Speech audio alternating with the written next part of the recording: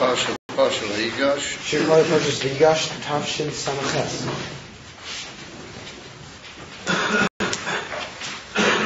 To chapter Mem Hay. Posik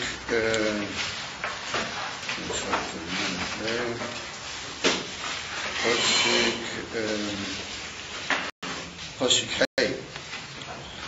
Chapter 45, Posik Hay.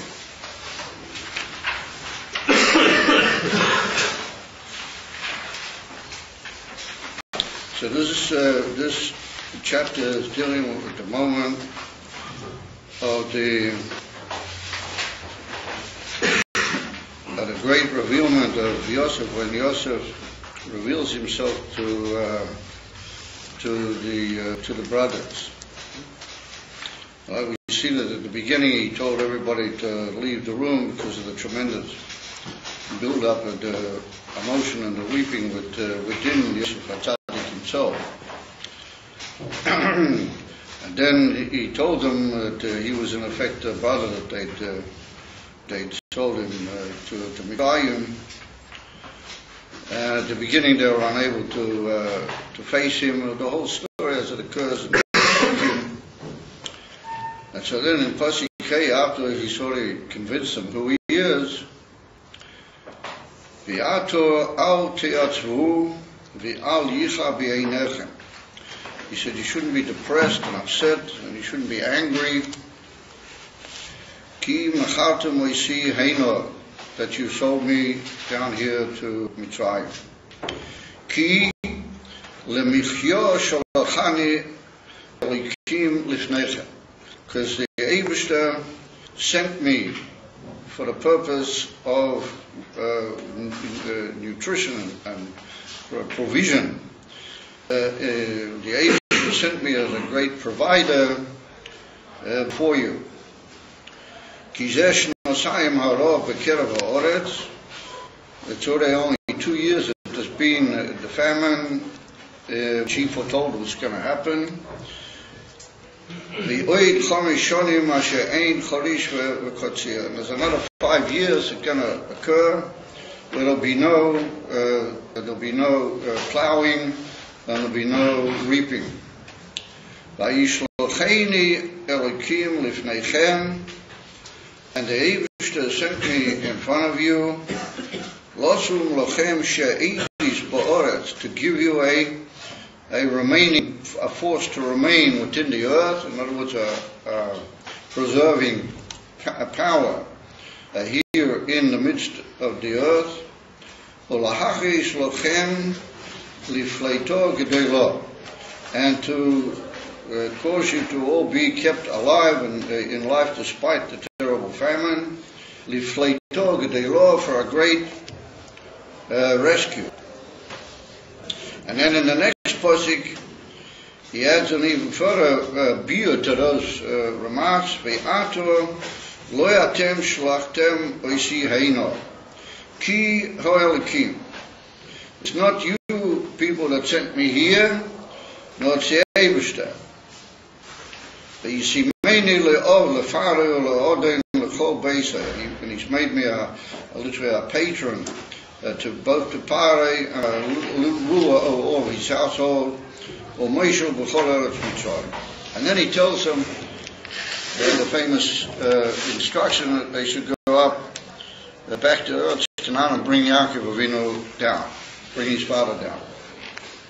So here we see that after Yosef HaTzadik, for quite a lengthy period of time, has put the Shvatim into these brothers, we call them the Shvatim, he's put them somewhat into a state of suffering and tsar, because he made them undergo a lot of what you might call embarrassment and often sniffers, from the fact that they came down and he accused them of being spies, and he took Shimon and locked him up. Then he demanded that they go back to Yaakov and bring Binyamin, which he knew that would be a tremendously troublesome issue. And it caused him a lot of tsar, to the point that Yehuda approached him, and Yehuda literally led to almost a showdown with Yosef HaTzadik. And as Rashi brings, he gave him what was almost threats or indications that if he didn't understand their situation, then maybe it would lead to war, etc., etc. And that caused Yosef to not be able to withstand the tremendous emotional pressure, and he revealed himself to his brothers. So after having caused them all this suffering and sorrow, brothers, when he reveals himself to them, then he says, L'chera, a thing which we need to understand, what does he mean? That he tells them that the Eibishter sent me down here. And he doubles it up by saying in the next pasuk that not you sent me down here, but the Eibishter sent me here. And he sent me in order to be lahachis lachem lefleita, a great rescue and a great giving of life for everybody concerned.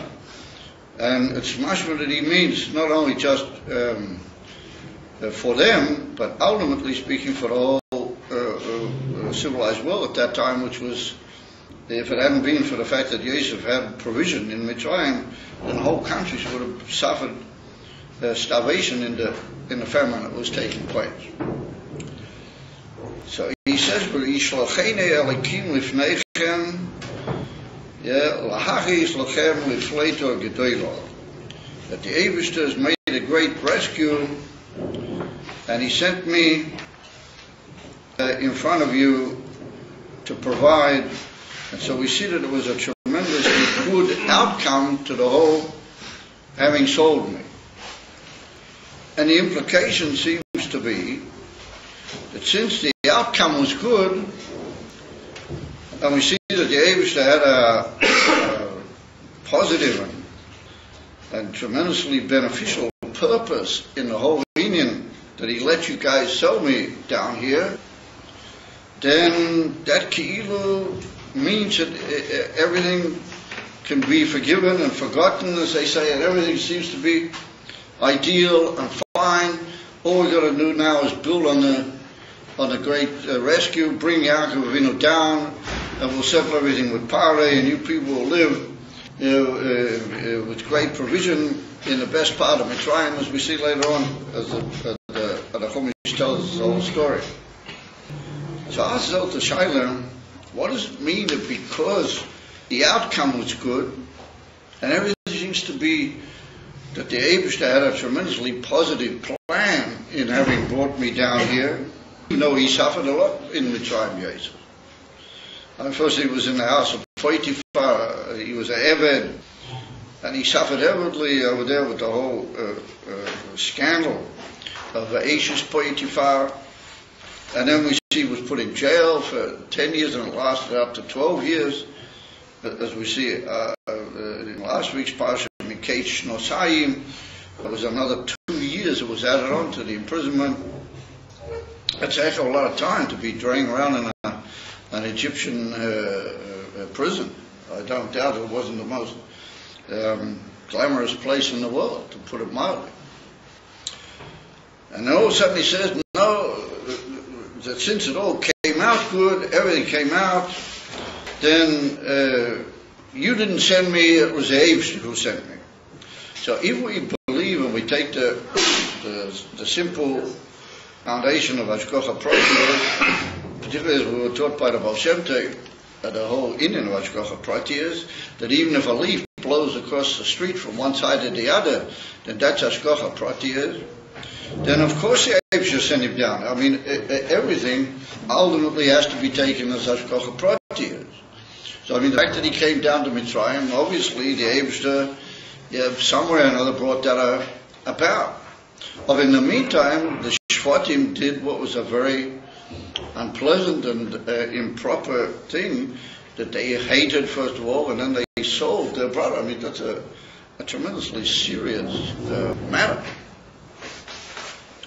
And the implication in Yosef's words seems to be that there's nothing more to be said about it, since everything came out for the best. And that means that the Eibishter meant the best is Defar, Shalom al Yisrael. There's nothing more to be said. Let's just get busy with all the positive things that we have to do.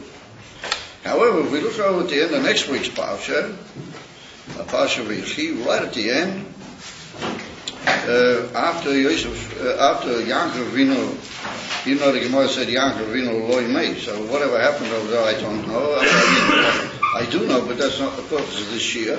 That Yaakov Avinu wasn't visible to the naked eye at that point anymore.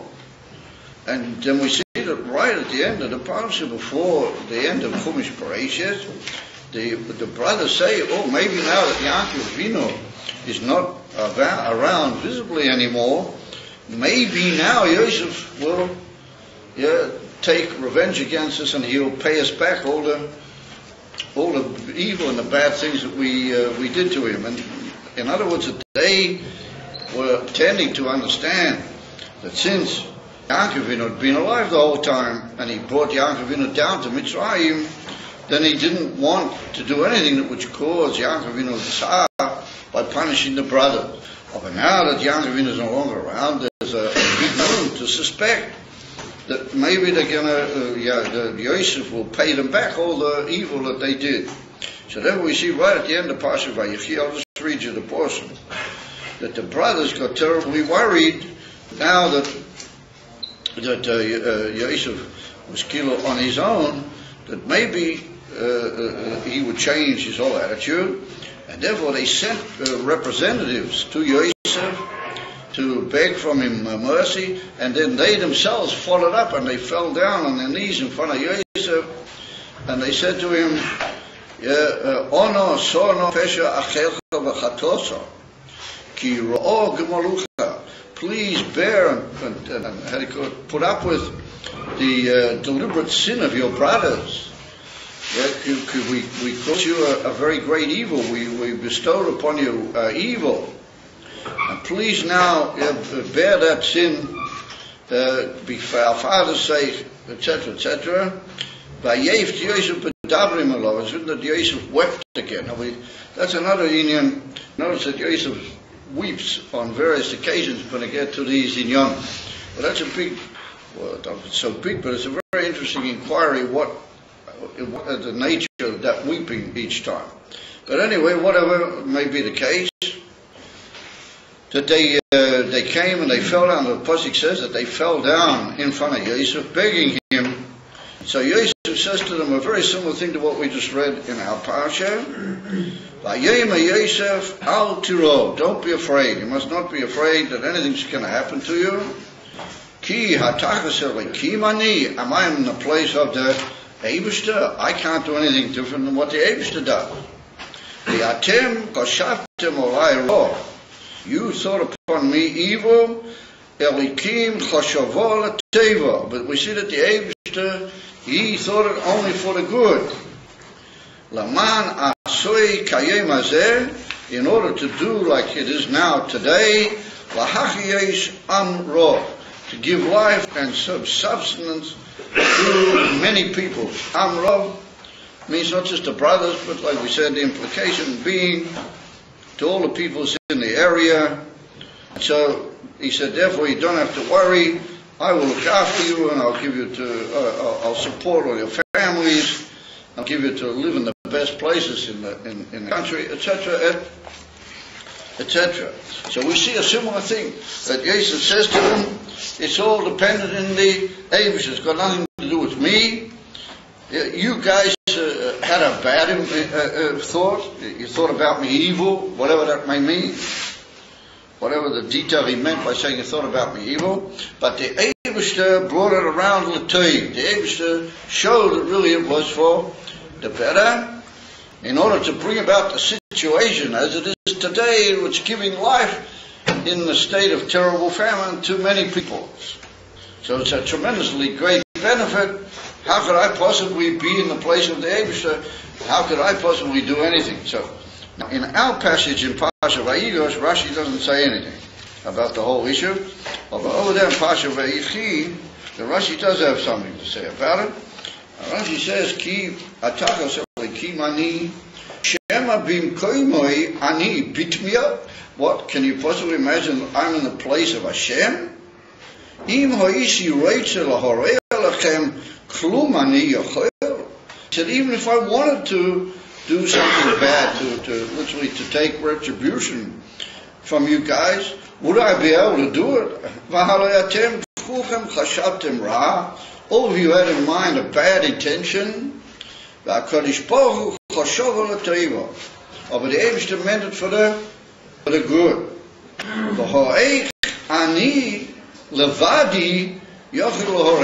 How can I on my own possibly do anything evil for you? So we see that Rashi just more or less is mafarish the implication of the pasuk that Yosef saying that since the Eibishter meant and brought everything for good, I can't possibly do the opposite. I can't possibly do otherwise.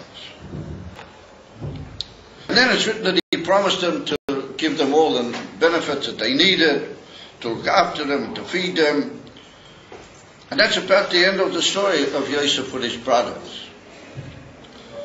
So once again, the question occurs to the intelligent reader, what has that got to do with it? I mean, Emes, the Eibishter brought it about all for a benefit. That by coming down to Mitzrayim, Yosef was able eventually to gain the immense power that he gained, and he was able to save everybody from the famine, including his brother and Yosef and Yaakov Avinu. Well, what's that have to do with it? I mean, the fact remains that the Shvatim did a terrible thing. I mean, they took their brother and they threw him into a pit and they deceived their father and they sold him. But that, according to Jewish law, that's a tremendously serious matter, to sell another person, particularly in a way that there's no hope in ordinary terms of ever finding him or ever knowing what happened to him. So I mean, that's and then they went back and deceived their father and caused him unbelievable tzar for all those years. But that's another question that Yosef HaTzadik, once he gained power in Mitzrayim, he could have got a message to his father that everything was all right. And the fact that he didn't do that is a very interesting question. And the Yerachim HaKodesh and other great Meforshim deal with that one. But the fact remains is that Yaakov Avinu suffered for 22 years. Tremendous pain and tremendous suffering. So what does Yosef HaTzadik mean? And Rashi stresses that he says that since the Eibishter said that, showed that everything really came out for the better, and everything worked out good, and therefore I can't possibly do any otherwise than the Eibishter. So that would maybe imply that Yosef personally, and that's why he says, Ani levadi, and that's a very interesting deal in Rashi, that Yosef says, how can I myself, how can I do anything that would bring an evil end to your situation? After all, the Eibishter brought it purely for the good and for the benefit of everybody in the best possible way. So that would tend to indicate that maybe that's a personal matter with Yosef. In other words, that Yosef, having been the one who suffered, maybe we could say that justifiably he would see a good point to take back what you might call, I don't know how to call it, retribution or revenge or something of that nature. And there he points out that since the Eibishter turned it out only for the best and he can't on his own possibly do otherwise. Well, that doesn't seem to make very much sense, because it's well known in the Torah you're not allowed to take revenge, you're not allowed to pay people back for the evil that they've done, etc., etc. That's not a good midah. And after the Torah was given at Mount Sinai, it's even a mitzvah, it's even a negative commandment to take grudge or to take revenge against anybody. So I mean, why would Yosef, I mean, he wouldn't even think of that. So why does he say that there's no way that I could bring about any evil, because the Eibishter brought it all for the best? Well, it would seem that the Eibishter brought everything for the best. Well, that's a tremendous advantage, and it saved everybody. But it would seem that that's like another issue. The issue of what he did, and what he did to his brothers particularly, would seem to be another issue between him and them, and between him and between them and the Eibishter. Why does he mix and say, how can I be underneath the Eibishter? You don't have what to worry, and you mustn't think. The Eibishter sent me here. What does the Eibishter sent me here? Al pi hashgacha pratis, the Eibishter sent him there. But they had a part in it, which is l'chera, very evil. Why don't they have to face some sort of a retribution, or face the divine court, or somebody's court, for having done such a terrible thing? And that's number one.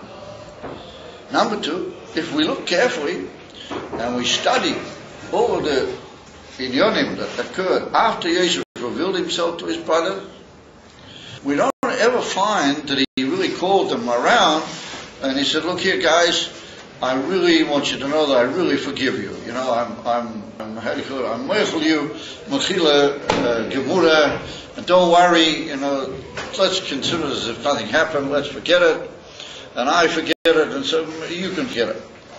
If you look carefully, you don't find that Yosef ever says that. All he says to them is that I'll look after you, and the Eibishter did it, not you guys. A whole series of very interesting, almost like, how would you call it, philosophical suggestions to them. But he never actually says, listen here, I will forgive you for everything you did, don't be concerned. And at Kedikach, the Torah Chaim HaKadosh at the end of the Pasha Vayigash, the Torah Chaim HaKadosh says that Yosef HaTzadik didn't actually forgive them personally.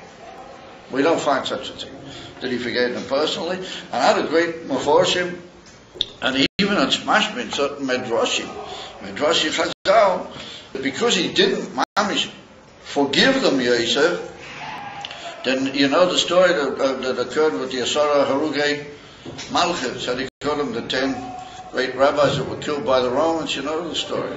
It's one in the cloud. And we, some place in Yom Kippur, they read that during the Musaf of Yom Kippur, it's even brought down in the Chabad Siddur, the story of the Asara Haruge Malchus. You should read that on Yom Kippur during the Chazal of the Shlir Tzibur on Musa. But they say that there's a suggestion that our Rabbeim didn't used to say it, that the Mamish, the Rabbeim themselves, didn't used to say it. And they say that the Mitzvah Rebbe used to say Tehillim when they were saying that. But he didn't actually read it, and it would appear that maybe some of the other Rabbeim didn't either. But with the Rebbe Rashab, there's a story that he once wept terribly when the Shlir Tzibur was saying it. So whether he actually said it or he just heard it from the Shlir Tzibur, I don't know. But some people say that it's just so terribly, it puts a person in such an unbelievable, what you might call, I don't want to use the word depression, but it really is a tremendously massive, emotional blow to read what happened to these 10 great rabbis in the hands of the Romans, that it's not really for Yom Kippur, because even though Yom Kippur is a day of tshuva, but it's a yontif, it's a day of great rejoicing, the fact that we all come back to the Eibishter. One shouldn't really read such a tremendously, emotionally stirring story on Yom Kippur. And therefore, some people say that the Rebbeim didn't used to say it. It's interesting. But anyway, whatever, it appears in the Machzeh that terribly the story. So it's brought down in Madrash Chazal that those 10, we say it over there, that's mentioned over the whole story, that the Roman emperor at that time, or the Roman governor at that time, he said to them, you guys sold your brother into Mitzrayim. Did anybody ever get punished for that? And so they said, no, they don't know. So he said, okay, you guys are going to bear the punishment. So it's brought down in Sifrei Kabbalah that they were gulim of the brothers of Yosef, the 10 brothers of Yosef that were involved in his selling. Or 9 of them had the Eibishter. So it's brought down at Rabbi Akiva. He was in place of the Eibishter. They stated the Sifrei Kabbalah. And therefore that terrible thing happened because of the Mechilas Yosef. Which for now would imply that something remained over. And it's brought down in other places that till this very day, we're still paying, Yidden are still paying off what you might call the flowback, and the throwback from the fact that the brothers sold Jesus. And it's brought down, the Rebbe's got a whole sikh about it. The Rebbe brings down that one of the reasons that we give, according to the Medrash, one of the reasons we give Maktis HaShekel, around about the time there's a whole mitzvah of Maktis HaShekel. One of the inyonim of the Maktis HaShekel that every Yid has to give, before Pesach, even for Maktis HaShekel, that's a tikkun and a kapora for the chait of the mechira that they sold Jesus Bekesser. We see then that somehow or another, according to those Medrashim, the chait lingered on. Somehow or another, it didn't get completely wiped off the map, and therefore the Yerachim HaKodesh said because the Yosef HaTzadik didn't really forgive him. We don't actually find that he forgave him, but we do find that he acted with him in the most noble fashion. I mean, unbelievable. The way that Yosef treated them, and he refused to do anything which would even imply a retribution on his part towards them, and everything seems to be fine. There doesn't seem to be any suggestion that anything unpleasant remains, and yet we do find that it does remain. And the Gemara Masechta Shabbos says that because they sold Yosef, then the whole inyan of Golas Mitzrayim came about. That's, even though there were good things involved in that, and to a certain extent Golas Mitzrayim had to be. There was Tais was asked over there, the Kashia, there was told in the Bris Bein Abisarim to Avraham Avinu, there was anyway going to be a Golas Mitzrayim. But nonetheless, the Gemara says that the Golas Bepil occurred through the inyan of the serving of the selling of the brothers of Yosef. So for that we see that somehow or another, all this unbelievable nobility on the part of Yosef didn't completely clean the slate. So everybody mystifiedly looks for what is where's the pitch line? Why is it that it didn't wipe the slate clear? So the Yerachim HaKodesh makes it totally in the fact that Yosef HaTzadik didn't forgive him. He didn't actually say, listen here, I'm Michael, you, and everything's fine. He just acted with him in a very noble way, and he wasn't Meishiv Ra Tachas Tei. He wasn't he wasn't Meishiv Ra Tachas Ra. He didn't pay them evil for evil. He was Meishiv Tei Tachas Ra. So we need to understand what's this all in, and particularly that Yosef HaTzadik stresses the fact that it's all totally in the Hashgacha Pratiyas, that the Eibishter turned it out good, and therefore everything is good. Now that opinion that he didn't forgive them, we're soon going to see, is not shared by everybody.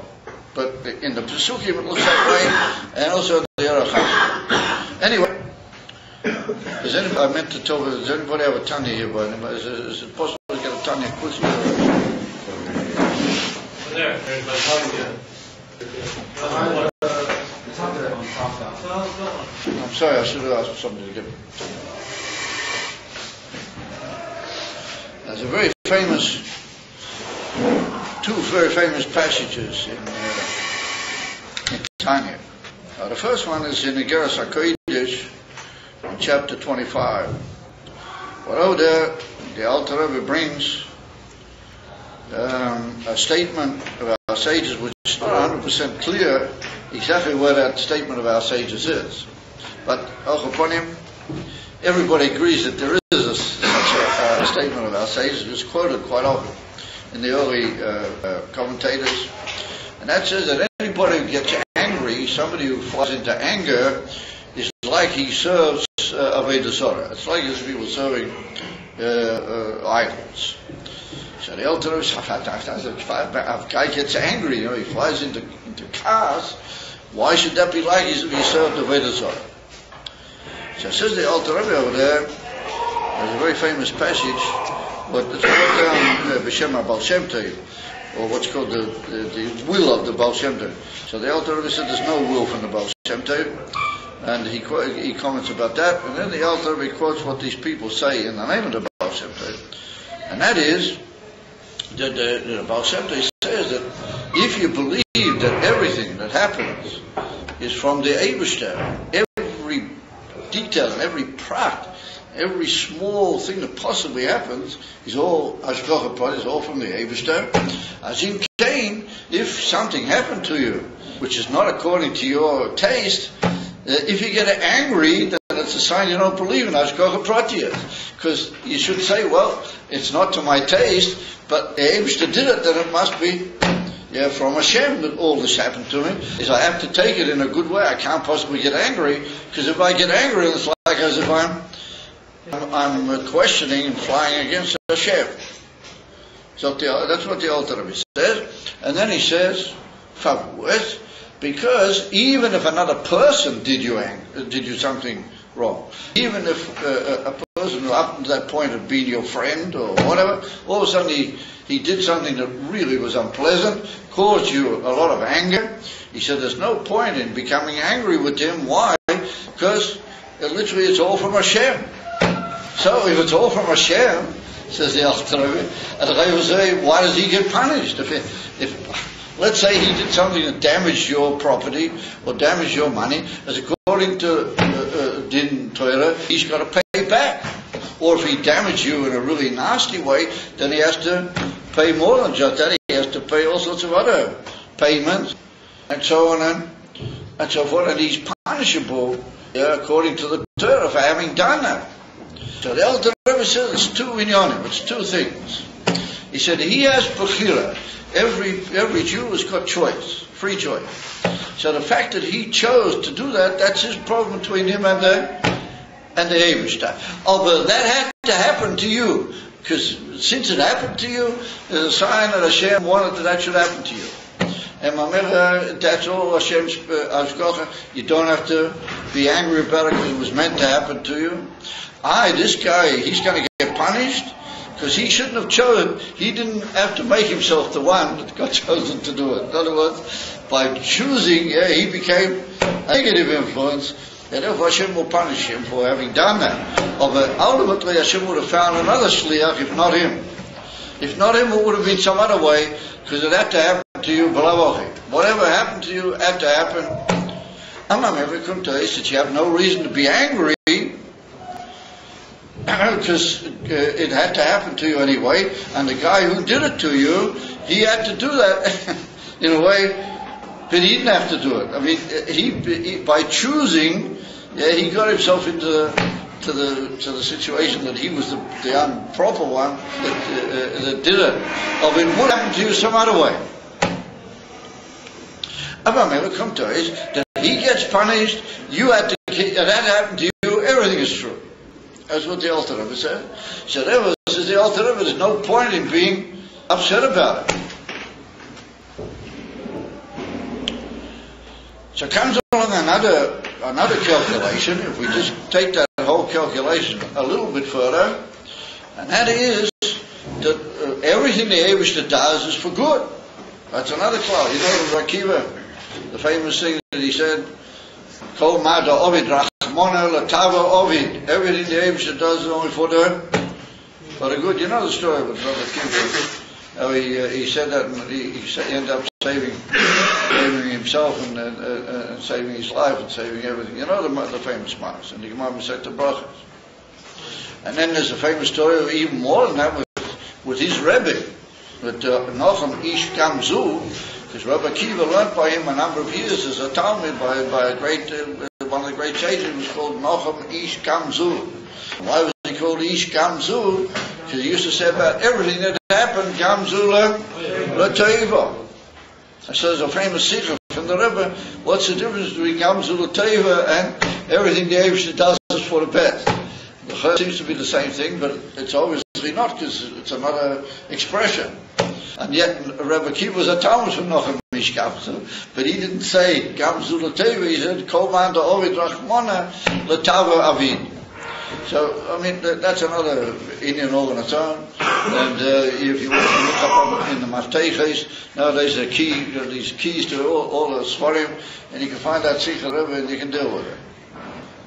But anyway, suffice it to say, we see that everything that happens is for the good. So, if that's the case, that something happened to you, Enoch Hanami Pliny did it to you, and he's going to get punished for that. He's going to face his punishment in Bedin Shomaila, or even sometimes in Bedin Shomata. You'll have to face punishment. Over whatever happened to you, you have to say it was good. If you have to say it was good, then this guy, he was really a shliach to do, from the Eibishter point of view, he was a shliach to do you a benefit. As he come to it. In other words, that he's going to cover for choosing what he did. And that's the way we have to stand. The Alter Rebbe puts down here a very basic yesod, a big fundament in the whole of our understanding of one of the great parshas in the Torah, Parsha Mishpatim, and the Gemara which deals with all the din in Ezekiel, in Bava Kama, Bava Metzia, Bava Pasha, all over. The dinim of damages. I mean, if we're just going to go around and say, well, it had to happen and everything is meant to be, then how can you punish a guy who's a damager? Why should he have to pay? It had to happen anyway. It's only for the good anyway. Everything's for the good. And why should I have to pay? It's a very interesting shaila. And the answer is because you chose wrongly. But you chose wrongly. Or Beinachem is the one who suffered from it. He has to say, oh yeah, he was a shliach willing to do me a favor. What sort of favor? He caused you damage. No, but the damage was for your benefit. So you can see how this is all running around in a very interesting circle. And that's what the Alter Rebbe deals with over there in that passage in the Geras HaKodesh in chapter 25. You have to be thankful to this person. And if you have to be thankful to him, then normally if you're thankful to somebody, what do? You're nice to him. Or you even try to repay him in some good way. Make him feel, that he has to pay up. He's going to repay you what he damaged. Yeah? But maybe you go do something good for him, or give him a pat on the shoulder, or a pocket, or at least, how do you call it? Give him a brotherly embrace or something. I don't know what you're supposed to do, but it's forbidden for you to have any bad feelings like up here. Because he did you a good thing in the end. He did you a tremendous mess up, but the mess up was only for the good. Mind-boggling, isn't it? But I mean, that's simple pshat, al pi Torah. And that's what the Alter Rebbe. You don't really need the Baal Shem Tov for that. I mean, the Baal Shem Tov said it. But, if you work it out carefully, then it makes good sense. Even though it's rather, difficult to maybe be Makayim, but it makes very good sense. So it comes along the Alter Rebbe in chapter 12 in Tanya.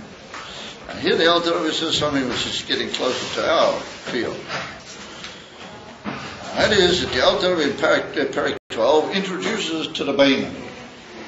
He tells us all about the Beinani. First of all, he tells us all about somebody who's a Cholila, a Rosha, or rather, first, the truth is, first of all, he tells us about a Tzaddik. A Tzaddik Gomer, then he mentioned Rosha, and then he said, what is the Beinani? The Alter Rebbe. So without going into all the details, the Beinani is a person that he never actually does an Aveira B'poyo. Cholila, he may have thoughts which arouse in his mind, but immediately they come to tell him to do anything evil. He rids those thoughts of his mind. He rids them out of his mind. And he's a man of complete control over everything practical in his life. Absolute, perfect control over everything practical. So never, says the Alter Rebbe, you might think that's all in divine matters, matters which have got to do with things between himself and the Eibishter. Right at the end of Perek Base comes along the Alter Rebbe, and he said the Beinani is perfect, and he would never allow himself deliberately to think anything bad, even about another person. Therefore he said, "V'chein b'dvarim shebein odem lachavera." Even things which have got to do with another person. Miyad sho'el aloi me'alev lamoyach eza tino. Tino means like, holding a grudge. Sinner means hate, chas v'sholem, or even any envy or anger, or kapeda means like you're being particular about with another person. Eino mekablen klau b'moichay u'beretzeinoi. He doesn't let that a minute dwell in his mind willingly. He wouldn't think evil or upset with anybody, even if he'd done him something wrong. Ve'adarabah, hamoyach shalit u'moishu beruach shebaliboy. His brain controls his whole life in such a way that he does exactly the opposite. And anybody who did him anything that normally should hold against them, then lisnayim chaverei b'midas hachesed v'chiba yeseda lisbel mimen ad k'tei ha'achlei. To put up with him to impossible ends. No matter how much he's made you angry, you never express your anger back at him. So you put up with it, and you just take everything the guy does to you. V'gam shaloi l'shalim loi kefoli. It must not pay him back for what he's done. Chas v'sholim. Ela adarabah, on the contrary, ligmel l'chayovim toivos. You must pay back. That's the nusach of the prophet. We say to the Abish when we travel overseas or whatever. Baruch HaGoyim l'chayovim toivos. And he must pay back to those who are chayovim. He's talking like we said. The fact that he did you something bad, he's chayav. He's not peseda, and he's going to have to face the Abish with that. And therefore, he's a chayav. He's not peseda. But you have to cause him only good. You have to learn from Yosef with his brother. They bring down right at the end of a pretty good page. You have to learn up from Yosef Atzadik with his brother. What do you have to learn up from Yosef Atzadik with his brothers? So if you look over there in the Zohar Kodesh, and the Zohar Kodesh says that it's a very, very evil thing to plan to pay back anything that a person has done you evil. To pay back evil for evil, the Zohar Kodesh is very, very bad thing, and it brings bad things on a person. God forbid, if he tries to work out a way to get back against his friend, then that will cause him all sorts of bad things in his life. It's very, very, very, how do you call it, stirring piece of the Zohar Kodesh. And then the Zohar Kodesh says that we see from Yosef that they did him a really terrible thing. The Alpha became, we see that not only he didn't take revenge against them, he didn't pay them back evil, but we see he did them all the good things in life that you could possibly. He gave them everything they needed, and he comforted them, and he spoke to them nicely. I stayed taught in the Zohar, and then the Zohar says the most amazing thing, right? It's an absolutely mind-boggling thing. And the Zohar Kodesh says that Rabbi Avuhu was once out in the way, and he was going on a journey across the country, and all of a sudden he saw a man come along, another Yid, and he'd been walking obviously for a long way. In those days they'd have cars and taxis when they come to do it.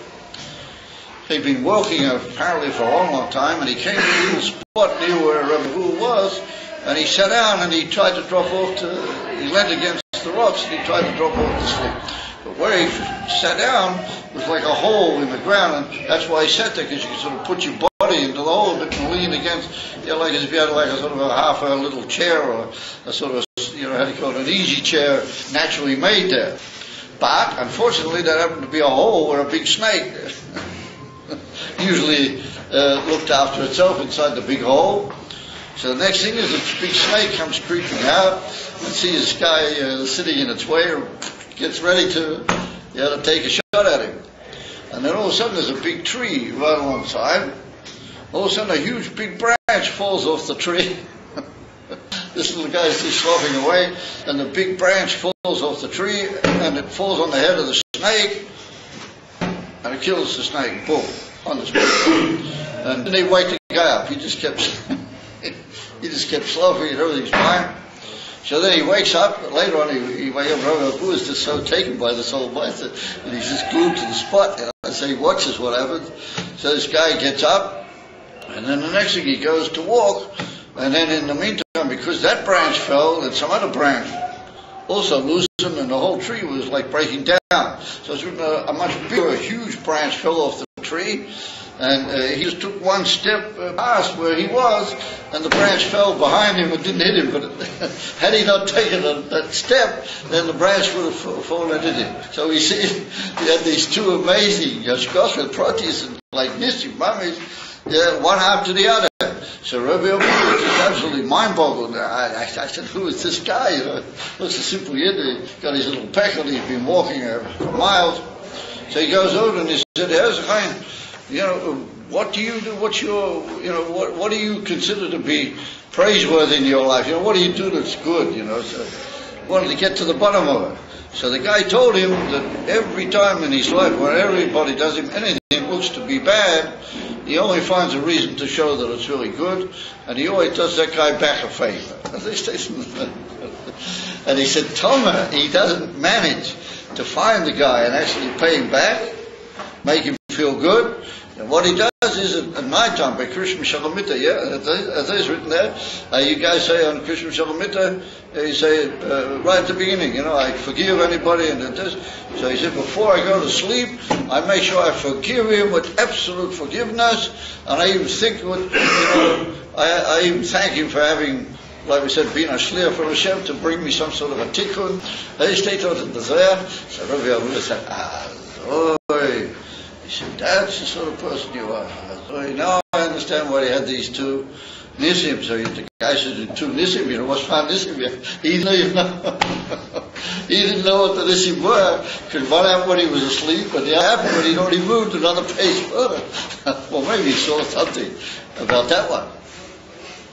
So we see from that the Zohar Kodesh makes a huge issue, to the point of showing how the Eibushter guards a person, mamish to the point of l'mayla mi'ateva, to make Nissim if he acts this way. And that was the Alter Rebbe says that you have to learn from that. We have to learn. One of the inyanim of Rabbeinu is that every time that anything happens between him and another person, he reminds himself that that's her. And he learns from Yosef Ima Echo.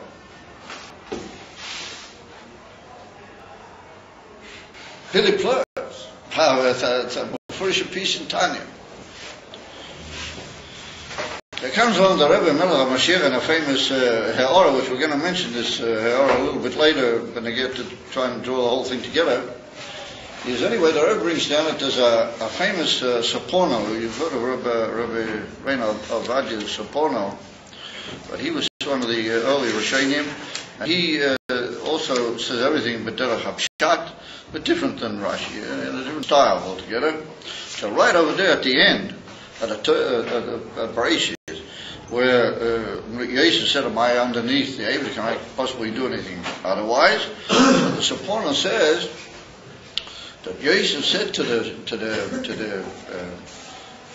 his brothers, he said, how can I possibly do anything?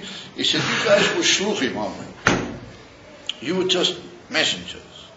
And he introduces a whole concept that everything that happens is from the Eibushter, and we're all like shluchim. We're all being sent every moment by the Eibushter to do different things. And that's what Jesus says over there also, Ki Elokim shlochani, the Eibushter sent me. Yeah, but the Eibushter really sent him, the Eibushter really did it through them. But anyway, whatever, so Yosef HaTzadik says to them, you guys are just shluchim. And the Eibushter sent you, and he gave you the shlichus to get me here, and therefore I'm saving you, and I'm saving everybody, and therefore, Shalom al Yisrael, everything's fine. Alles is safe.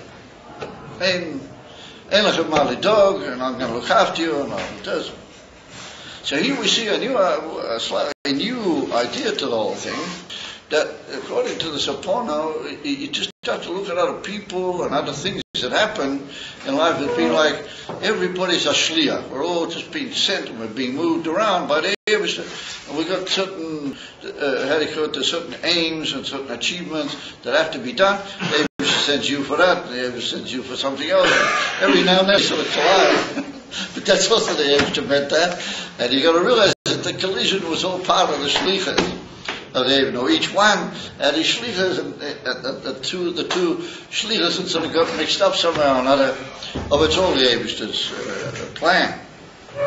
So according to that, some people want to derive from that the fact that Yosef HaTzadik said that to them, well, that indicates, and he learned shot like that, and he learned like the Alter Rebbe said that everything, or even more than that, the Alter Rebbe says over there, even more delicately than that. Let's say that the person, he did something wrong to you. So how did he remain alive at that moment? How did he remain alive when he was doing you something really unpleasant? For the Eivshter kept giving him chai. The Eivshter is machaya everything every second. That's taken from the Baal Shem Tov. And come to us, when he's doing that evil thing to you, the Eivshter is making him live the whole time. The Eivshter, really come to us, really the Eivshter is doing it to him. The Eivshter did it to me. It's what I have to take it to heart. So that once again asks the question, the Eivshter to blame, not the mensch. And over the Alter Rebbe says, no, so the mensch is also to blame, because he's got this in him which we call choice. And it's very interesting to resolve the whole union of choice and divine providence. There's one on the famous Rambam about that, very famous Rambam. And the Raiva, the Ashakasha on the Rambam. Oh, but this is not the place at the moment to become intimately involved in that whole question, even though it does border somewhat on what we're talking about.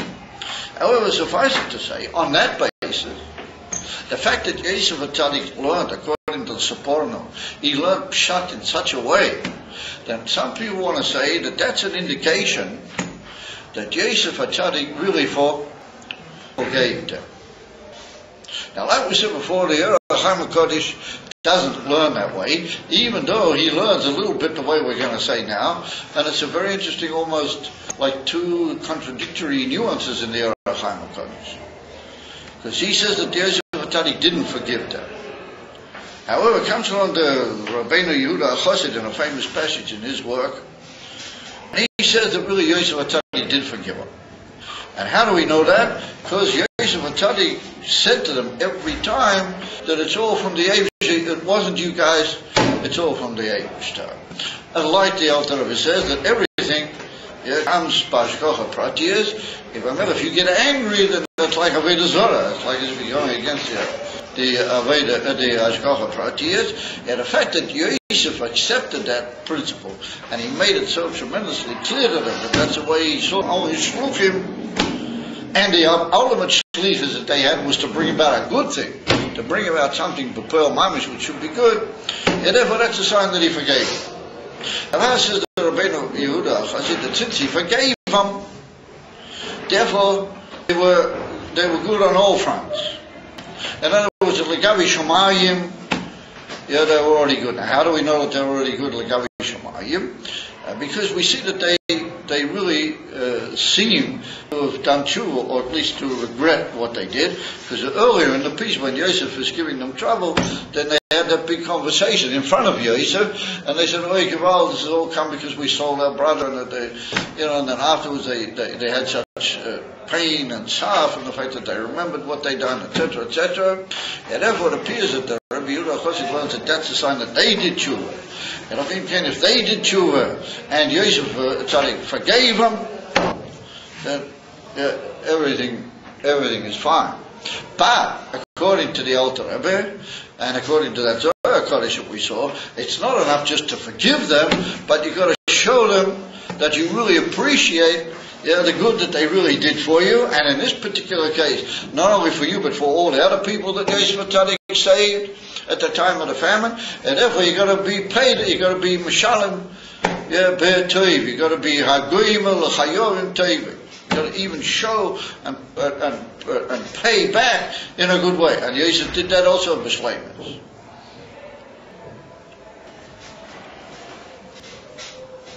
So it comes along the Rabbeinu, there's a very early Rishon called the Rabbeinu B'Cheir Shoyer, but that's an interesting name. B'Cheir Shoyer is a name used for Yosef in next week's parsha, yeah. Anyway, it's the Rabbeinu B'Cheir Shoyer, he wants to say that the Shvatim became completely cleared on all fronts. And he wants to compare it to a very interesting idea. That what about if somebody had in mind that he really wanted to eat a piece of pork? It's like loved it. And he put out his hand and he thought that that piece of meat was pork, and he stretched out his hand, he grabbed hold of it, and I guess he made a bracha, and he put it in his mouth and he ate it. And it turns out that that was really kosher meat. It was really a piece of kosher beef or something. It wasn't really pork at all. So there's a Gemara in Masechta Nazir about that. And there's another Gemara over there, even more interesting than that, but we can't get involved in all the Gemaras. So he says that if you do that, then you're in the clear, even though you intended eating. But since Lapoyo you didn't eat anything bad, you ate only a piece of kosher meat, even though you thought it was treif and you were happy about it. But the fact that Lapoyo everything was all right, everything's all right. So he said that's what happened with the Shvatim. They really thought they're going to face was at the time that they were hating him. But the aims to turn it into a piece of kosher meat, and really it all turned out for the best. And the fact that it all turned out for the best turns it into like a piece of kosher meat. And if it says the Rabbeinu B'cher, they don't need anything. They're fine, both b'dinei Shemayim or b'dinei Adam, everything is fine. And therefore, according to him, came what happened with the Yesod Ruvi Malchus and the whole thing later on. That's going to be an interesting one, according to him. Anyway, that's what he says. He comes along certain people, and they say, listen here, if you look in that Gemara, look up the Gemara in Nazir, and you'll see that the Gemara says that Ein Lachanami, he's not punishable in any way down here in this world, but he has to have a shlich of a kapara from Hashem. He has to ask Hashem to forgive him, and he has to in some way do tshuva, because he thought he was going to eat, and he intended to eat the dover achem. And since he had in mind such an intention, and he thought he was going to eat dover, and that's what he intended to do, the Eibusha helped him with the Hashgacha Pratis once again, that he didn't eat. He ate a piece of kosher beef, but since he intended, then he needs for that a kapara. Now comes along the Rambam. There's a famous passage from the Rambam, he wrote these little introductions, like 8 different chapters, introducing his pirush on Pirkei Avos. His pirush on the Pirkei Avos, the Rambam wrote a whole special introduction. And in that introduction, the Rambam says that in anything to do bein Adam l'chaveroi, like theft or anything of that nature, even if you have a thought, even if you only think of doing something bad to your friend, then he said you've got to have a shlich of a kapara. When it comes to a thing bein Adam l'makom, it would appear that he learns that if everything turned out all right, then you need you don't need a kapara in dinei Adam, but ein lachanami, there's still some sort of a cheshbon that you have with the Eibusha. But he said that's particularly in dvarim bein Adam l'chaveri. If you think something not good, then you've already done like an avera. Masha, in the case of eating the meat, you didn't do anything as it were wrong, but you still need a shlich of a kapara. Al Chaponim, we see that according to the Rambam, you need a shlich of a kapara under all circumstances, even for bad intentions. And when it's bein Adam l'chaveri, it's even more strict. It's even more. So therefore, everybody says, how come the Rabbeinu B'cher says that they were clear from everything? They do need some sort of a kapara because they thought bad. It's like having the bad thought. They need a different shlich of a kapara. So who's going to give them the shlich of a kapara? So therefore, the Rambam writes over there that when it's bein Adam l'makom, then the Eibusha can give you a shlich of a kapara. Obviously, when it comes to a thing between you and the other guy, then only he can give you kapara. Why? Because since he was the receiver of the bad end, then only he can give you kapara. You can't on your own just say to the Eibishter, here Eibishter, so the Eibishter will say, yeah, okay, all right, my boy, I forgive you. You have to go to the Baal Hadova, you have to go to him, and you must get from him. Now, on the basis of that principle, that's a very profound principle. It appears certain Gemaras in Masechet Yuma go with that theme, and there it becomes halacha. And Erev Yom Kippur, what do you have to do? In Lubavitch, you don't see people doing it so much. You have to go around and ask people that you feel that you may have in some way offended them or in some way done things against them. You have to ask them to forgive you. And the Alter Rebbe says clearly in Shulchan Aruch that the reason being that only they can forgive you for that. The Eibishter, even on Yom Kippur, the Eibishter is not going to be able to completely forgive you for that unless you get there forgiven. And therefore the Rambam writes over there that it's all in the hands of the person that you sinned against. Even though he writes over there that if you sinned against another person, you also sinned against the Eibishter B'derech Mamela, or there you can ask the Eibishter and you can do tshuva and he'll forgive you, but unless the other person forgives you, you're in the mud. And as is written in Shulchan Aruch when they get to Erev Yom Kippur. So therefore, some people come along in Taina, and that's what the Yerachim we quoted earlier. They say that with all these inyonim that we find, we don't actually find that Yosef actually said to them, I forgive you. So what's this whole business with, he did them so much good? So they want to say that there's like two inyonim in life. There's one inyan beneged to the person having done bad and done bad to you.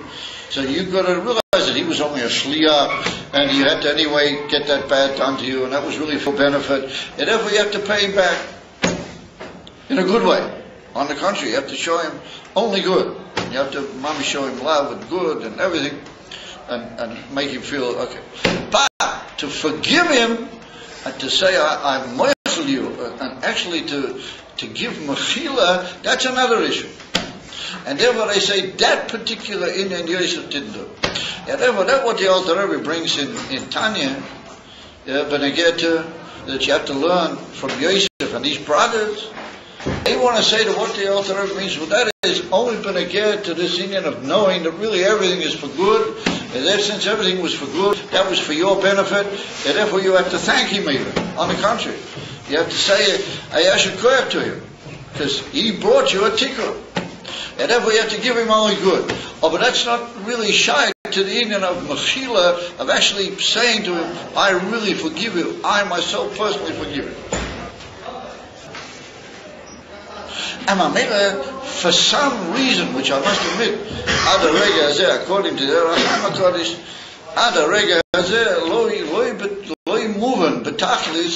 why it is that if Yosef was so tremendously mahader in that Indian of giving them back everything good, not paying them evil, and realizing everything that had been done, and he said everything was done for the sake of the good, we see the Eibishter brought it out good. Yosef Atzadik was tremendously mahader, he made tremendous hidur mitzvah in that whole Indian. Why didn't he make a hidur mitzvah but giving them forgiveness? So the Yerachim HaKodesh says that B'nai Noach are different than after Matan Torah. And since it was before Matan Torah, and according to many opinions, Yaakov Avinu and his whole family were still B'nai Noach, or at least they had a certain trace of B'nai Noach. And therefore when a goy does something wrong, then it's not within our power to forgive him, because once he does something wrong, then he's liable to punishment under all circumstances.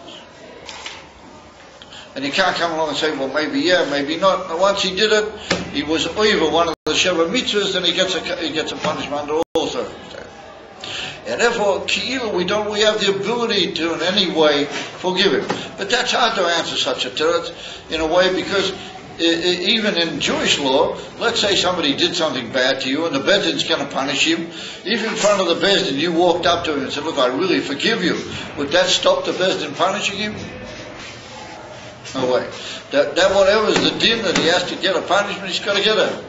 You can forgive him 50 times. That's not really going to stop him getting the punishment.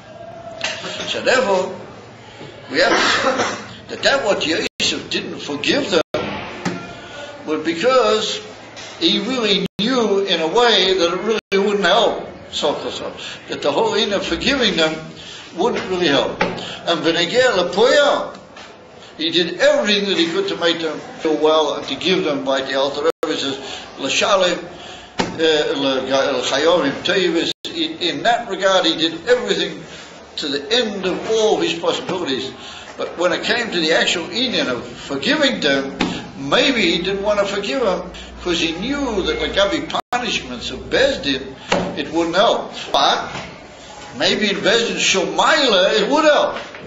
If Bezdin Shomata it doesn't help. If, let's say, the Bezdin down here has to punish a person, you can forgive him 50 times, they still have to punish him. But maybe in Bezdin Shomaila it's not like that. Maybe the Gabi is not that way. Yeah, therefore, ain't a moving why Yosef HaTzadik didn't forgive them, according to those who hold that he didn't forgive them. It's a little bit strange and slightly mystifying why Yosef, particularly, that according to them, the fact that he didn't actually forgive them left a mark that brought to the whole Inyan the Sorah Harugi Malchus. But according to the Rabbeinu B'chor Yeshua and according to the Rabbeinu Yehuda HaChassid, he did forgive them. And how do they know that he forgave him? He forgave them because all that he did was so indicatory and so obvious that was like a mechila. It was like a for forgiving them. He was so good to them that itself was indicatory that he forgave them. But according to them, it's Tarahi and Golub. Why was it this terrible follow-up right to the end of the Golas? We're still in a way eating and suffering from this whole thing of the mechila. Why?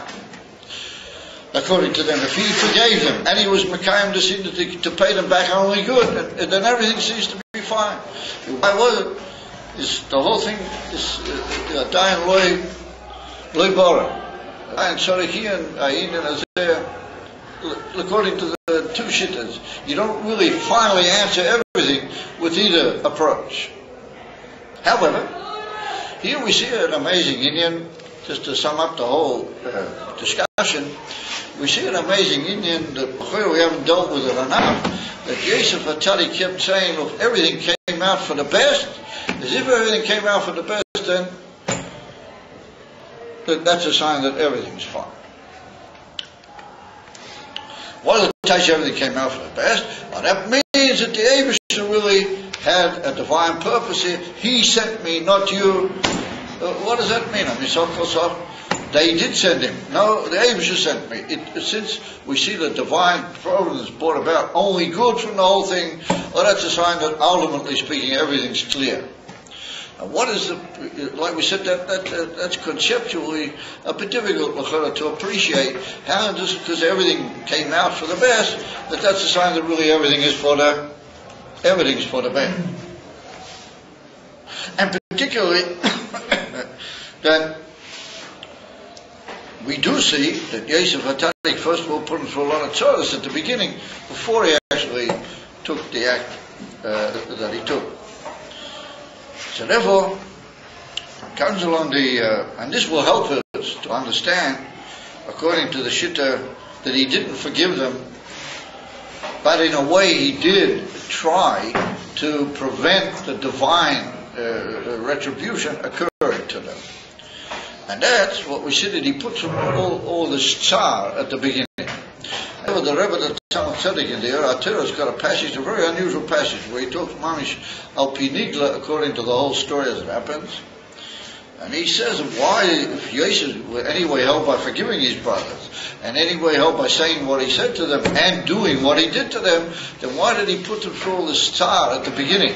Make them, get all confused and suffer, and bring Ben Yoman and put Shimon into prison, and all these, why did he do that? So he says that with that, Yosef wanted to put them through a certain amount of suffering, that with that, they would have suffered anyway, and that would be machaper on what remains over the cheshbon that they have with the Eibusher.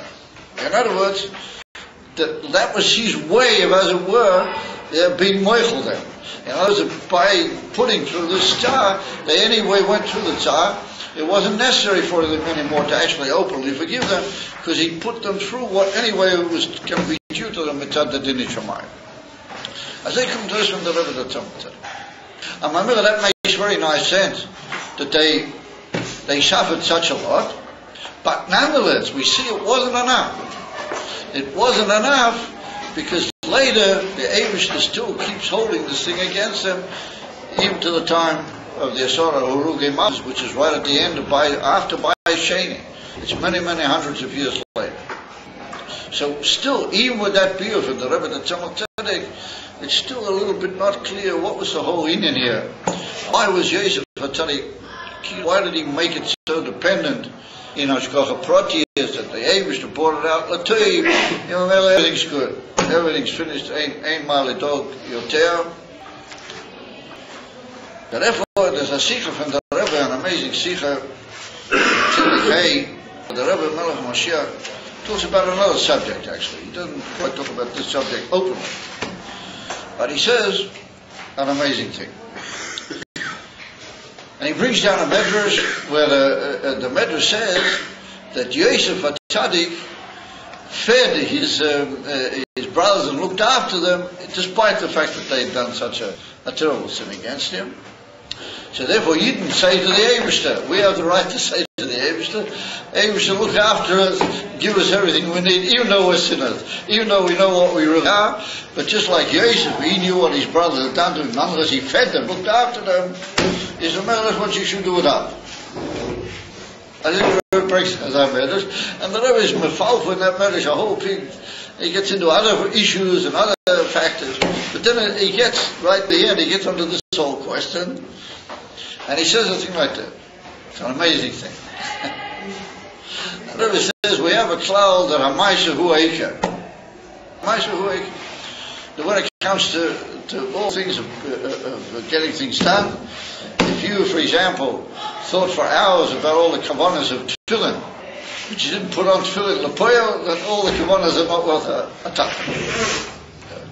Let's say you learned Maimarim, you learned Zohar HaKadosh about tzitzis, and oh, this unbelievable tzitzis and tzitzis. But lepoyo, he didn't wear tzitzis. All that you learn is, it's not Shaya. This has no play. Why? Because a Maisa who V'kola Inyonim Heimrak Lavi Lidei Mais. I like the Alter Rebbe talks about it in Tanya Perek Lamed Ches.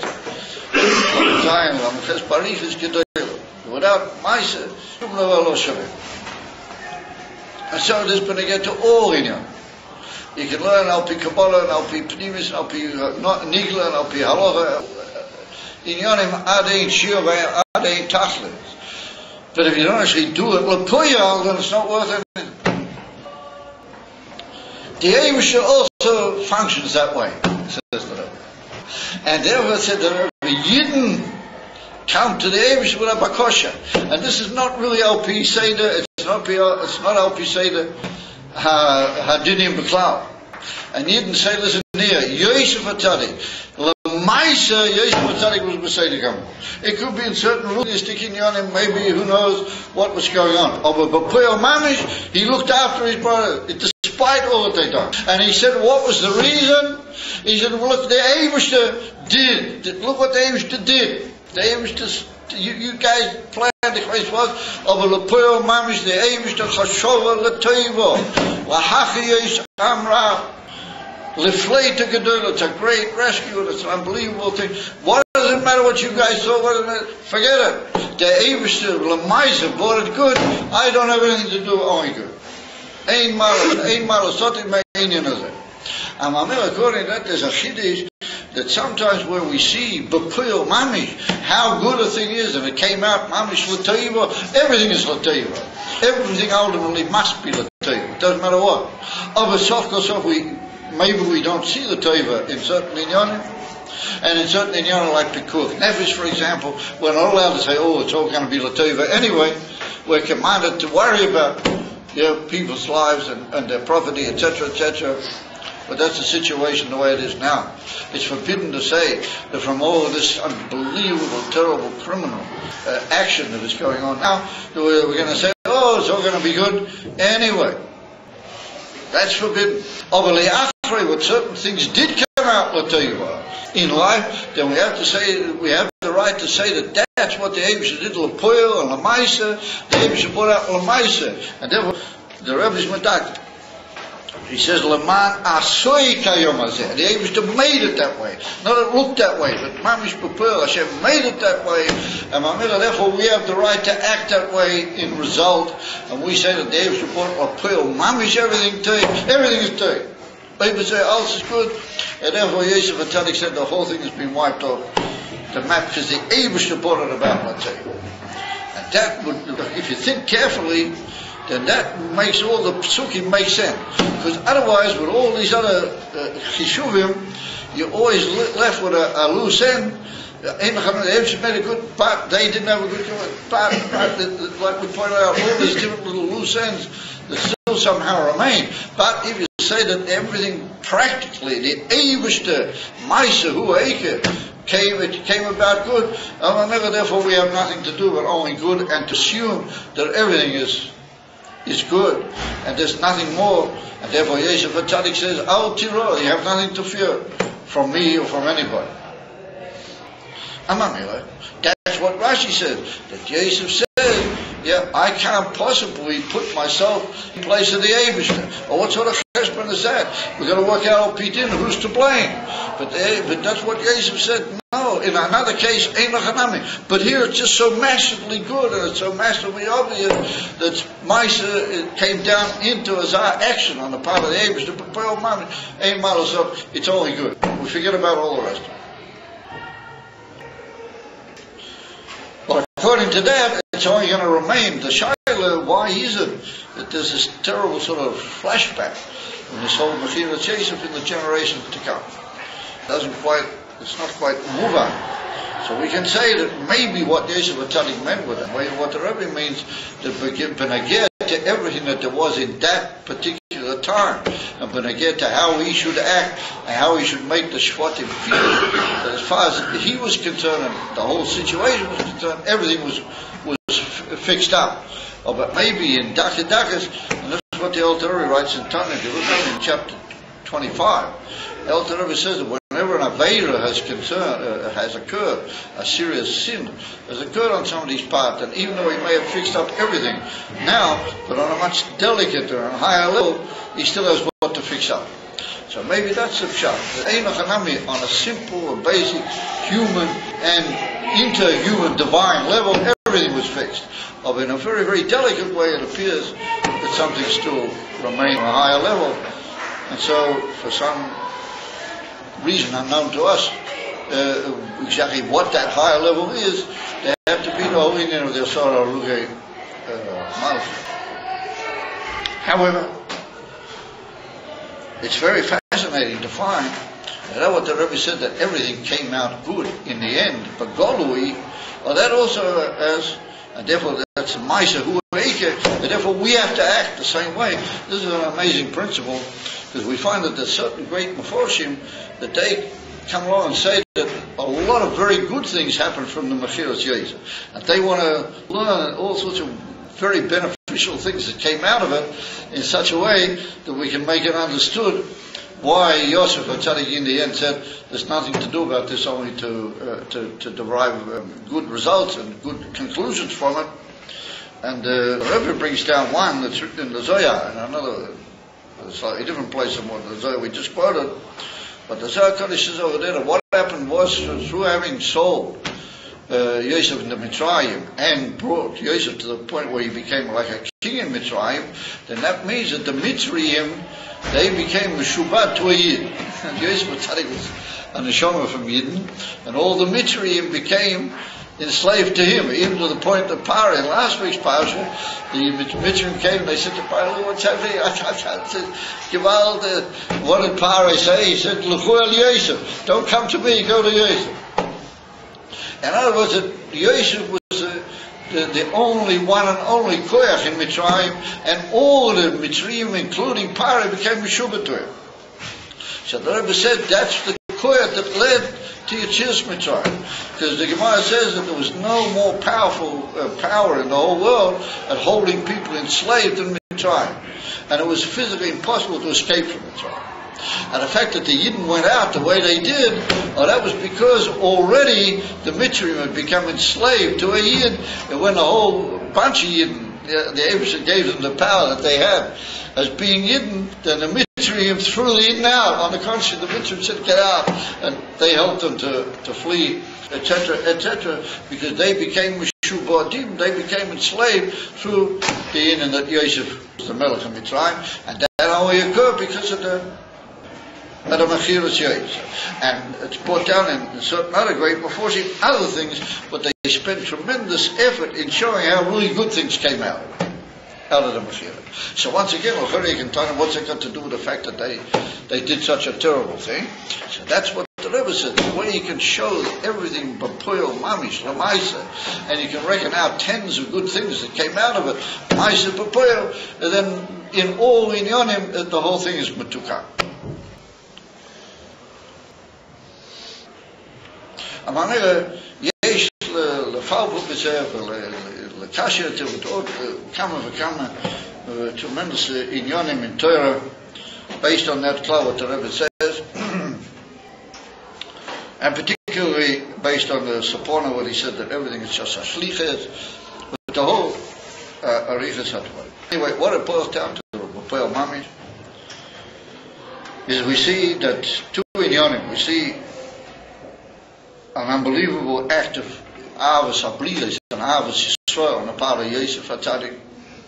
And that's what the Alter said, Lilmei. You have to learn from that. It's an eternal teaching to all generations. You have to learn from Yosef. And you have to learn how to relate to other people, even if they appear to be negative towards you. You've got to relate to them in a completely opposite way than what you've always assumed. And if you get angry with them, then God forbid you're serving a Avodah Zarah. And for the reasons the Alter Rebbe says over there, that it's like saying there's no SHK Vayigash. So the Inyan van Avos Yisrael and SHK Vayigash have a tremendous connection, one with the other. They are two big, unbelievable fundaments in the Torah Baal Shem Tov and the Torah of Chassidus, SHK Vayigash and Avos Yisrael. And learning from SHK Vayigash and seeing how SHK Vayigash comes out and how HaKol Latova, Rabbi Akiva said, Kol man Ovid Rachmana Latova, Ovid, that becomes a cloud which governs the whole of our relationship with other people.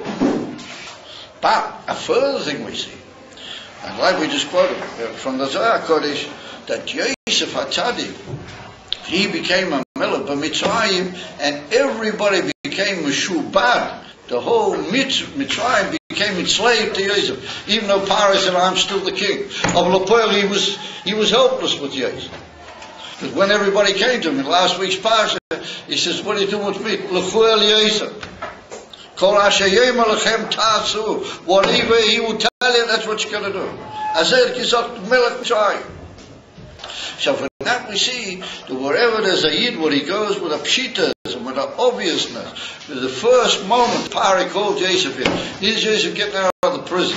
He should have been ready to make sure he stayed out of that prison at any price. And he should be careful to say only the right things and make Pari tremendously pleased, and he should have done anything to stay out of the prison. So Pari says to him, listen here, I hear that you know how to interpret dreams. What did Jesus say to him? He said, Lo Elokim Pisreinim. He said, not me. He said, the Eibishter. I don't know anything. He said, I just talk what the Eibishter told me. Lo Elokim Pisreinim. So Pari could have said, the guy's Meshuggah, and put him back in prison. And nonetheless, Yosef didn't. In other words, where you have a Yid, where he stands with a pshitas, and I had a toikif of the simple, basic inyonim of Yiddishkeit. And one of them is that you don't buy yourself out for money. And you don't running around looking for ways to get out of things, and to have a teretz why it is that you're doing all sorts of things which look wonderful but are really horrific.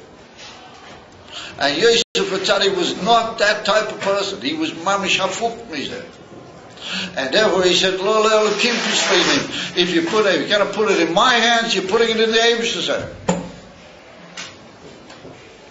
And Pari wasn't a particularly frum goy. He didn't particularly believe all that much in the Eibishter. Only as much as it interfered with him being the ganze Getchke. As it's going on in Parsha Shmos, we learn all about that. And Hafel became, he said, here we go, this guy's going to run the whole country. And B'Peil Mamish, at the end of this week's Parsha, he took the whole Mitzrayim and he dragged him around like a pack of cards or something on the table. As they stated at the end of the Parsha, Jesus moved here, moved there, take this village over here and throw that one over there. He moved the whole country all around. And Pari didn't say a word. That wherever he did what he goes with a simplicity and I'll P Yiddishkeit and I'll P the basis of what it means that there's a balabos that the Eibishter's running the show, and he does it with a pshitas and with a pashtas, and he draws all the conclusions from that. Then all the goyim say, it's P Meshubat Tehim Koash Yosef Tasu. And the same thing happened with the Rambam. As well known, the Rambam was a big minister in the court, and whatever the Rambam said, ultimately speaking, that's what they ended up doing.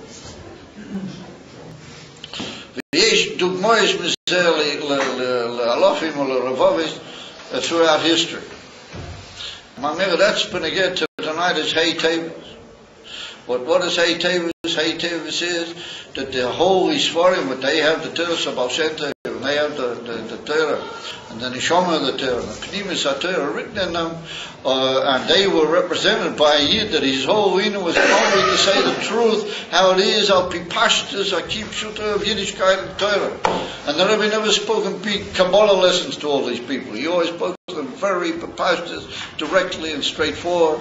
All the Shidurim that the Rebbe gave that he wanted to be spread out through the country and through the world. The Rebbe never spoke big highs, that he spoke in Yonim, which when you realize these are the bases and the fundaments of human conduct and of Yiddishkeit and of everything that's represented Toiv v'Yosher, Yoshev Tzedek in the world.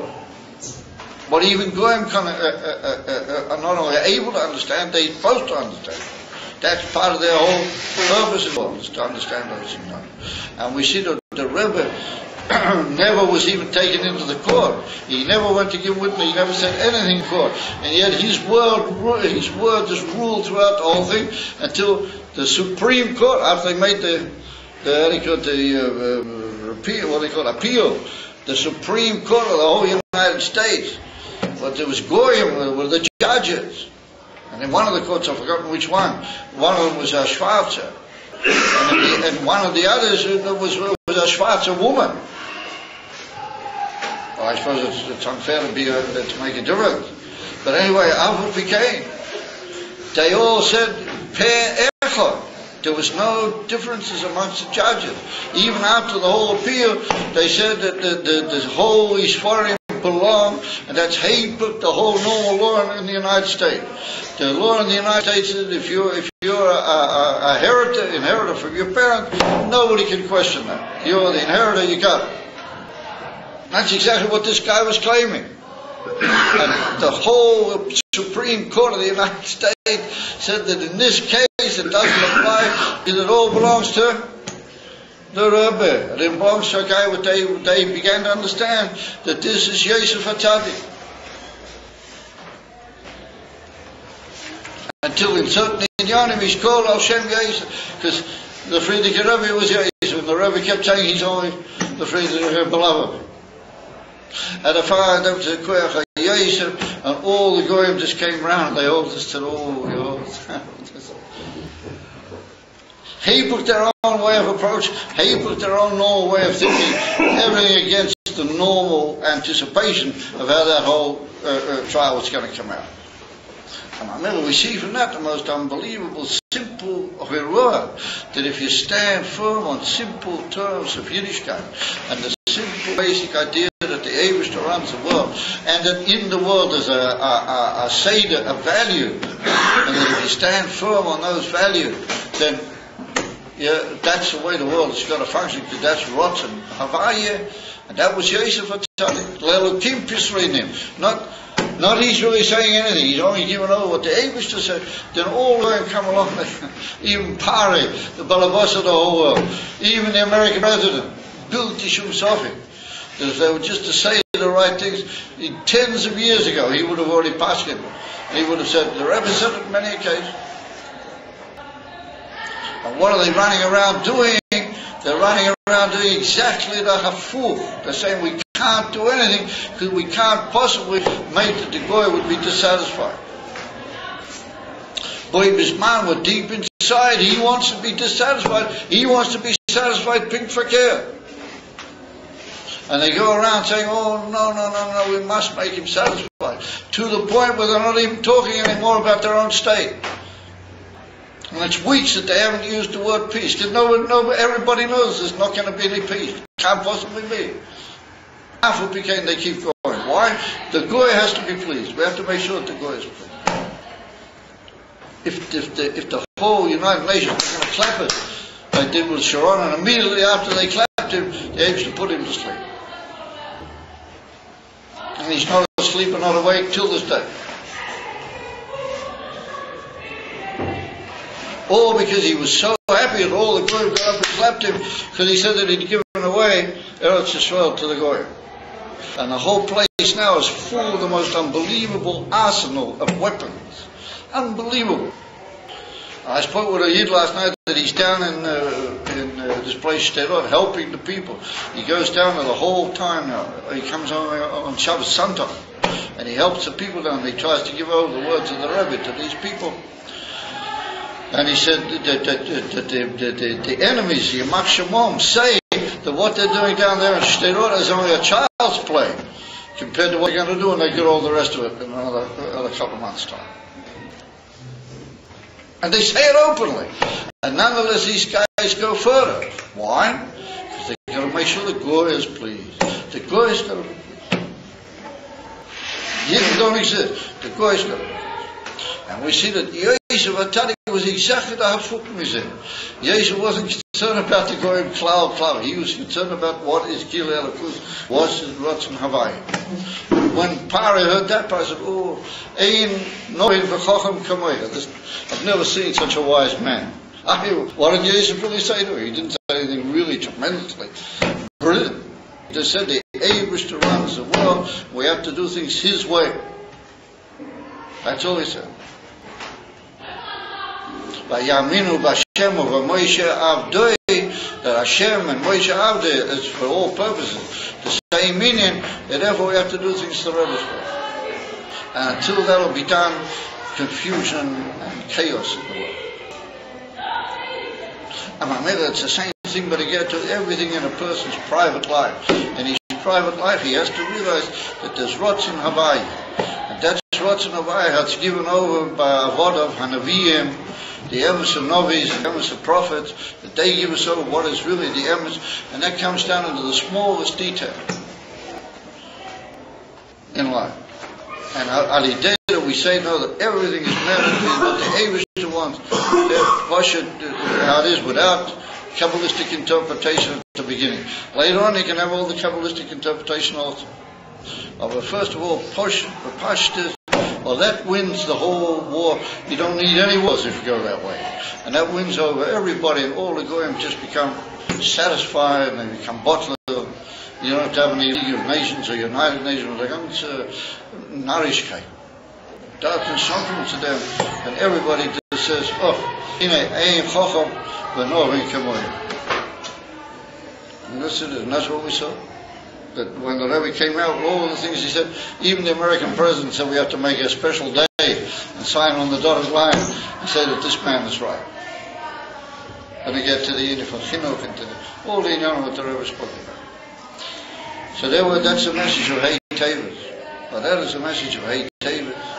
And that's what we see here, that Yosef was the leader, and that he went everything according to Poyo Mamish and Pashta, Keep Shuta, even to the point of unbelievably forgetting all the unbelievable suffering that his brothers had caused him. I mean, we have no idea what Yosef, as a sensitive man, what he went through all those years. And nonetheless, we see that Jesus just overlooked it all. He went according to Pearl Mamish. Pearl Mamish, everything was good. Everything is good.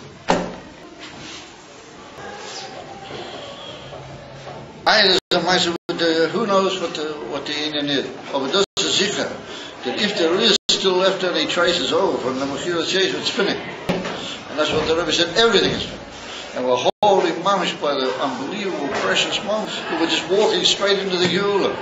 And you got people running all over the place. Well, maybe not, maybe don't talk about it too much. Well, people are not going to be pleased with Lubavitch. People always said that Lubavitch is Meshuggah. Back in the time of the Alter Rebbe, they said more than that. Dangerously Meshuggah. And 10 years ago, 12 years ago, before the big Mashiach campaign, all these guys in Bnei Brak didn't say that Lubavitch was Meshuggah. And when I got married, the guy would put your nose in the street in Bnei Brak and you want to say you were Chabad. Wow, Chabad, Meshuggah, dangerous. Long before anybody said the word Mashiach. To their great mistake. They should have been trained Mashiach Temel's Teh. So you don't have to worry. Everybody has always said Lubavitch is Meshuggah, and that is the best and healthiest sign that we're really beginning to do something. If they say about us that we're Meshuggah. That's a sign that we're really beginning to do something. And if you want to walk around, being nice with all the police and with all the misnagdim, and everybody says, well, isn't Lubavitch a nice thing? There's a peak to say with these guys that go to the United Nations and want that everybody should clap them. But you got to we got to get moving, and we got to know that we got to get out on the street. The light of Hanukkah goes out on the street, it lights into the dark. Hey, Davis even more. The Goyish courts passed it according to Pnimis HaTorah. A Schwarzer judge drove his car and he's parked it outside 770, and he sat and watched how 770 works for hours. He just wanted to see how does it work. He just sat there parked on the other side of the Eastern Parkway. And he was there for a long time till all these little guys in 770 woke up and he was sitting over there in his private car, watching how 770 worked. He just wanted to see how does it work. And what did he say? Everything belongs to the Rebbe. He never even seen the Rebbe. He never even asked him any questions. It goes together. And that's Haytay. So everybody's saying, well, when the heck is he going to finish? It's getting late, and we want to do this, and we want to that. So, you're right. So, Omein Katie Hirotzen, that is the union of SHK Vayigash, and that's the union of this. And in the meantime, be good with everybody, and only show love to everybody, even the people that we disagree with, and act nicely to them, and take miyad mami. We should go with the Rebbe and be in the base of this. Amen. Kaini Hirotzen.